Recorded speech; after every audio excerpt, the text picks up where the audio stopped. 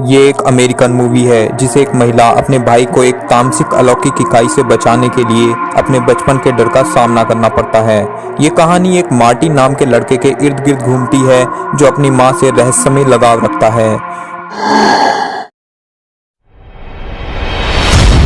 Lights out. इस कहानी की शुरुआत में दिखाया जाता है एक टेक्सटाइल मिल के ऑनर पॉल जो अपने बेटे मार्टिन से वीडियो कॉल पे बात कर रहा होता है। मार्टिन अपने फादर को बताता है कि फिर से उसके मदर की तबीयत खराब हो गई है, वो फिर से अकेले में बातें कर रही है। ये सुनकर पॉल कहता है तुम चिंता मत करो, मैं घर आता हूँ। वहीं दूसरी तरफ पॉल की असिस्टेंट जब दूसरे रूम की लाइट बंद कर रही होती है तो उसे एक परछाई दिखाई देती है और ऐसा बार बार हो रहा होता है, लेकिन तभी वो परछाई उसके पास आ जाती है और वो बहुत डर जाती है। तब वो पॉल के पास जाती है और कहती है उसने वहाँ कुछ देखा, लेकिन पॉल उसकी बात को ज़्यादा सीरियसली नहीं लेता और उसे घर जाने को कहता है। अब पॉल भी अपना काम खत्म करके निकलने वाला होता है, तभी उसे भी वहाँ वो साया दिखाई देता है। वो समझता है उसकी असिस्टेंट अभी तक घर नहीं गई, लेकिन तभी वो साया उस पर अटैक कर देता है जिससे पॉल के पैर पर जख्म हो जाता है और धीरे धीरे वो साया उसके पास आ रहा होता है। तभी पॉल को रियलाइज होता है कि वो साया सिर्फ अंधेरे में ही दिखाई देता है। फिर पॉल अपनी जान बचाते हुए अपने ऑफिस की तरफ भागता है और तभी पूरे ऑफिस की लाइट चली जाती है और तभी कोई ऑफिस का दरवाजा खोलने की कोशिश करता है, लेकिन जब दरवाजा खुलता है तो वहाँ कोई नहीं होता। ठीक उसी वक्त पॉल को कोई पीछे से खींचकर वहाँ से ले जाता है और उसे मारकर वहीं फेंक देता है। वहीं दूसरी तरफ दिखाया जाता है मार्टिन अपनी मदर को अकेले में बातें करते हुए देखता है, लेकिन जब उसकी मदर उसे देखती है तो उससे कहती है कि हमने तुम्हें डरा दिया। इस पर मार्टिन काफ़ी हैरान भी होता है और डर भी जाता है क्योंकि वहाँ उसकी मदर के अलावा और कोई नहीं होता। तो फिर उसकी मदर किसको कह रही थी कि हमने तुम्हें डरा दिया। जब मार्टिन अपने कमरे में सोने जाता है तो अपनी मदर को पीछे मुड़कर देखता है तो उसकी मदर के साथ किसी के भयानक पंजे दिखाई देते हैं। यह देखकर मार्टिन बहुत डर जाता है और भागकर अपने रूम में आ जाता है। तभी वो देखता है उसका दरवाजा कोई खोलने की कोशिश कर रहा है। इस डर से मार्टिन पूरी रात सो नहीं पाता। अब अगली सुबह दिखाया जाता है मार्टिन स्कूल में सो रहा होता है। तभी वहाँ मार्टिन की सौतेली सिस्टर रेबिका आती है, जिसे स्कूल वाले बताते हैं कि जब से मार्टिन स्कूल आया है तब से वो सो रहा है और ऐसा कई बार हुआ है। ये सुनकर रेबिका मार्टिन को अपने साथ लेकर आ जाती है। रेबिका मार्टिन से पूछती है उसकी मदर किसी से बात करती हैं या नहीं, तो मार्टिन कहता है कि वो सिर्फ डायना से बात करती हैं। ये सुनकर रेबिका हैरान हो जाती है क्योंकि डायना नाम का तो कोई नहीं होता। फिर दिखाया जाता है मार्टिन जब अपने कपड़े पैक करके आ रहा होता है तब वो अपनी मदर के रूम में झांक कर देखता है और उस वक्त भी वो भयानक साया मार्टिन को डरा देता है। ये सब देखकर रेबिका मार्टिन को अपने साथ अपने घर लेकर आ रही होती है। इस पर उसकी मदर काफ़ी रोती हैं और मना करती हैं, लेकिन रेबिका उनकी एक भी नहीं सुनती। वहीं रात में रेबिका नींद से अचानक जाग जाती है और देखती है मार्टिन अपने बेड पर नहीं होता और तभी रेबिका को दरवाजे के पास नेल स्क्रैच करने की आवाज़ें आती हैं। रेबिका समझती है कि शायद वो स्क्रैच मार्टिन कर रहा है। तभी उसके रूम की light bar bar on off हो रही होती है, लेकिन तभी अचानक रेबिका को एक स्कैरी शैडो नजर आती है, जिसे देखकर वो बहुत डर जाती है। रेबिका जल्दी से लाइट ऑन करती है और बाथरूम में जाती है। वो देखती है मार्टिन बाथटब में सोया हुआ है और उसे सोते हुए भी उसने एक टॉर्च को ऑन करके अपने पास रखा हुआ है।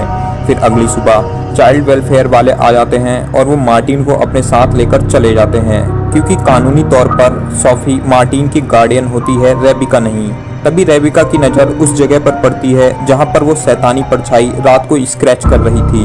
वहां पर उस परछाई ने अपना नाम भी लिखा था और एक पिक्चर भी बनाई थी। फिर रेबिका अपने फ्रेंड के साथ अपने मदर के घर जाती है। वो अपनी फ्रेंड को नीचे रुककर पहरा देने को कहती है। रेबिका डायना से रिलेटेड प्रूफ ढूंढ रही होती है। तब उसे वहां पर एक बॉक्स मिलता है जिसमें उसकी मदर और डायना के रिकॉर्ड्स मिलते हैं और वहीं पर रेबिका को उसकी मदर और डायना की एक पिक्चर भी मिलती है और उसे यह भी पता चलता है कि जब उसकी मदर छोटी थी तब वह एक मेंटल हॉस्पिटल में एडमिट थी और वहीं पर उसकी मदर को डायना मिली थी जहां उनकी दोस्ती हो गई थी। लेकिन डायना को एक अजीब किस्म की स्किन डिजीज थी, वह सूरज की रोशनी में नहीं निकल सकती थी। जैसे ही वह सूरज की रोशनी में आती थी उसकी स्किन जलने लगती थी और वहां के लोगों का मानना था कि डायना एक शैतान है और वो बड़ी आसानी से कमजोर लोगों पर हावी हो जाती है। यहाँ तक कि उसने अपने फादर पे हावी होकर उसको आत्महत्या करने पर मजबूर कर दिया था। पर हॉस्पिटल में एक एक्सपेरिमेंटल प्रोसीजर के समय तेज लाइट होने की वजह से डायना की मौत हो गई। रेबिका जब अपने पुराने रूम में जाती है तब शैतान रेबिका को अंदर बंद कर देती है और उस पर अटैक कर देती है। उसकी चीखें सुनकर उसका फ्रेंड ऊपर आ जाता है और जैसे ही वो दरवाजा खोलता है, रोशनी होने की वजह से वो अपने फ्रेंड के साथ उस बॉक्स को लेकर वहां से चली जाती है। फिर सोफी और मार्टिन घर आते हैं और सोफी मार्टिन से कहती है कि आज मैं अच्छा समय बिताना चाहती हूँ, इसलिए हम तीनों आज साथ बैठकर मूवी देखेंगे। जिससे मार्टिन डर जाता है क्योंकि वो सोचता है सिर्फ हम दो ही तो हैं। पर दोनों जब मूवी देख रहे होते हैं तो सोफी घर की लाइट्स ऑफ कर देती है, जिससे डायना वहां पर आ जाती है। सोफी उससे कहती है डायना मेरी दोस्त है। वो कहती है कि उसे काफी दिनों से उसे अपने से दूर रखा और अब वह हमारे बीच ही रहेगी। ये सब सुन के मार्टिन डर रहा होता है। तभी मार्टिन डायना को देख लेता है तो वो और बुरी तरीके से डर जाता है और वह लाइट्स ऑन करके वहां से भाग जाता है। और इसी दौरान डायना गुस्से की वजह से सोफी को भी मारने लगती है और मार्टिन रेबिका के घर आता है और रेबिका भी अपनी मदर और डायना की कहानी मार्टिन को बताती है। वो कहती है हम अपनी मदर को इस शैतानी डायना से बचाएंगे और हमें मदर को दवाई देनी होगी, क्योंकि जब मदर दवाई नहीं लेती तो वह मेंटली वीक हो जाती हैं, जिससे डायना आसानी से उन पर हावी हो जाती है।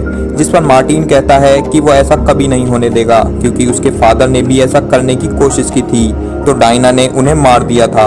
और तभी दरवाजे की घंटी बजती है और रेबिका देखने जाती है तो वहाँ कोई भी नहीं होता और फिर अंदर कमरे से आवाज आती है। तब डायना मार्टिन को अंधेरे में बेड के नीचे खींच लेती है, पर रेबिका उसे बचा लेती है और फिर रेबिका मार्टिन और अपने दोस्त के साथ अपनी मदर के घर जाती है।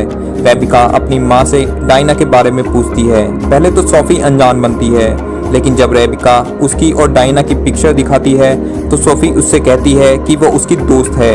इसके बाद सोफी और रेबिका में काफी बहस होती है और सोफी अपने कमरे में चली जाती है। रेबिका मार्टिन को अपने साथ ले जाने की बात करती है, पर मार्टिन जाने से मना कर देता है। वो कहता है मदर को उसकी जरूरत है। रेबिका और ब्रेड भी वहीं रुक जाते हैं। रेबिका घर की सारी लाइट्स ऑन करके उन पर टेप लगा देती है ताकि लाइट्स कोई बंद ना कर सके और वह एक्स्ट्रा लाइट्स भी लगा देते हैं। उनकी माँ बहुत परेशान होती है। वो रेबिका के हाथ में चुपके से कागज पकड़ा जाती है। जब रेबिका कागज को खोलती है तो उसमें लिखा था आई नीड हेल्प, तो उसे पता चल जाता है कि उसकी माँ मुसीबत में है। तभी डायना से बचने के लिए मदद मांग रही हैं। रेबिका मार्टिन को दिलासा देती है कि सब ठीक हो जाएगा। वहीं रात में डायना पूरे घर की पावर को काट देती है, जिससे पूरे घर में अंधेरा हो जाता है। तभी रेबिका की आंख खुल जाती है।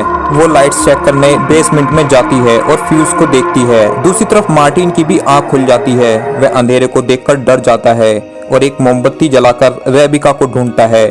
तभी वहां डायना आ जाती है। वह मार्टिन को घसीट कर ले जाती है। तभी मार्टिन मोमबत्ती को डायना के सामने घुमा देता है, जिससे डायना उसे छोड़कर भाग जाती है। तभी मार्टिन रेबिका के पास चला जाता है, जो बेसमेंट में फ्यूज ठीक कर रही होती है। जैसे ही दोनों बेसमेंट से बाहर जाने लगते हैं तभी डायना दरवाजा बंद कर देती है।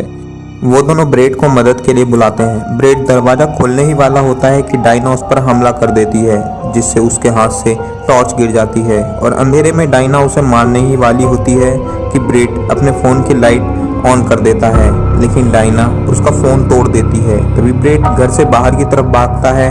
इस दौरान डायना उस पर दोबारा हमला करती है, पर इस बार ब्रेड अपनी गाड़ी की हेडलाइट ऑन कर देता है, जिससे डायना वहां से चली जाती है और ब्रेड भी गाड़ी लेकर चला जाता है। वहीं सोफी भी उड़ जाती है और वह समझ जाती है डायना उसकी दोस्त नहीं है, वह उसके बच्चों को नुकसान पहुंचा रही है। तभी वहां डायना आती है और सोफी उससे कहती है कि वो उसके बच्चों से दूर रहे, जिस पर डायना सोफी को डराने की बहुत कोशिश करती है, लेकिन वो नहीं डरती।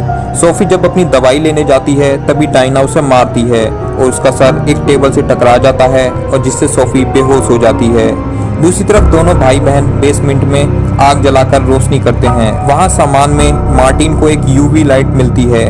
रेबिका वो लाइट लेकर अंदर चली जाती है, जहां जाकर उसे पता चलता है कि डायना वहीं बेसमेंट में ही रहती है, क्योंकि वहीं हमेशा अंधेरा रहता है। रेबिका को वहां एक मैसेज भी लिखा हुआ दिखाई देता है, जो डायना ने लिखा था कि अगर वो डायना और सोफी के बीच आती है तो वो उसे मार देगी। तभी डायना वहां आती है और रेबिका पर हमला कर देती है।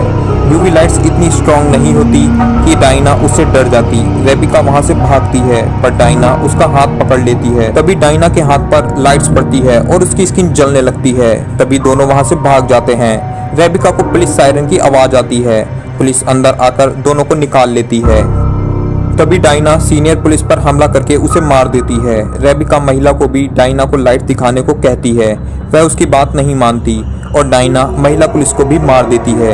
रेबिका ब्रीड को बोलती है कि वो मार्टिन को लेकर बाहर चला जाए और खुद वो सोफी को लेने ऊपर जाती है। वहाँ पर डायना फिर से रेबिका पर बुरी तरह हमला कर देती है और उसे नीचे फेंक देती है और उसे कहती है कि वह उसे भी उसके फादर की तरह मार देगी। तब वहाँ सोफी आ जाती है और डायना से कहती है कि उससे कहा था कि वह उसके बच्चों से दूर रहे और वह डायना पर बंदूक से गोली चलाकर हमला कर देती है, जिस पर डायना कहती है उसे बंदूक से कुछ नहीं होगा, जिस पर सोफी अपने आप को शूट कर देती है क्योंकि डायना वहाँ सोफी की वजह से ही थी। अब सोफी के मरते ही डायना का भी वजूद खत्म हो जाता है और यहाँ सोफी ने अपने बच्चों की जिंदगी बचाने के लिए खुद की लाइफ को सेक्रीफाइस कर ली। इसके बाद वहाँ पर और भी पुलिस ऑफिसर्स आ जाते हैं।